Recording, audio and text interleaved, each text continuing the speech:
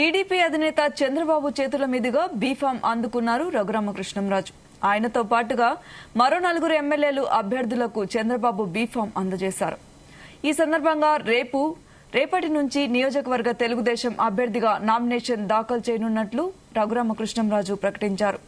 తనను ఎల్లప్పుడూ ఆదరించి ఆశీర్వదిస్తున్న ఉంటి ప్రజలకు వెన్నంటి ఉంటానని, నియోజకవర్గ అభివృద్ధికి కృషి చేస్తానని అన్నారు రఘురామ. ఇది 62 సంవత్సరాల క్రితం నంబర్ సైకిల్ అండి.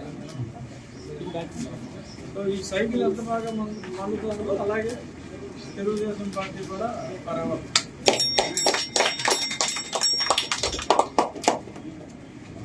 నాయకత్వం తెలుగుదేశం తెలుగుదేశం తెలుగుదేశం.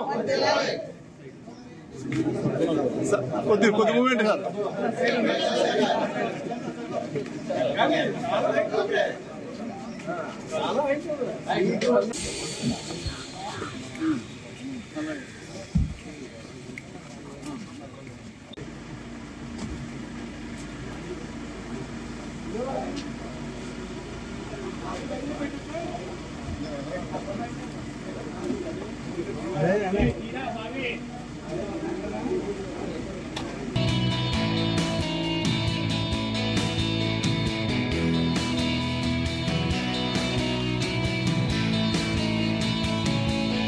ఇది 62 సంవత్సరాల క్రితం నంబర్ సైకిల్ అండి. సో ఈ సైకిల్ ఎంత బాగా మన్నుతుందో అలాగే తెలుగుదేశం పార్టీ కూడా పరవాలి.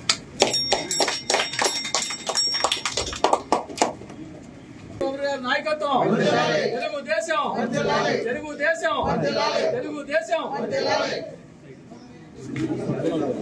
కొద్ది మూమెంట్ సార్.